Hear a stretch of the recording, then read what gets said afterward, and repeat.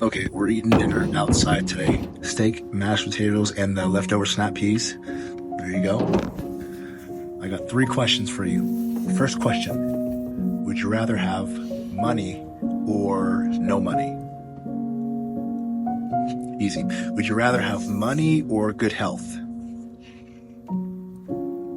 Okay, all right.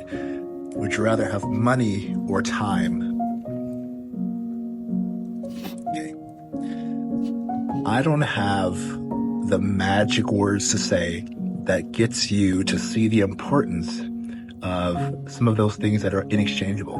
Time, you're never going to get your time back. Health, super important. But what I can say is that you're going to have plenty of decisions in life that may be driven by how you're going to sustain yourself, how much money you're going to get. Maybe it's, are you going to choose this career, or are you going to choose to follow this interest?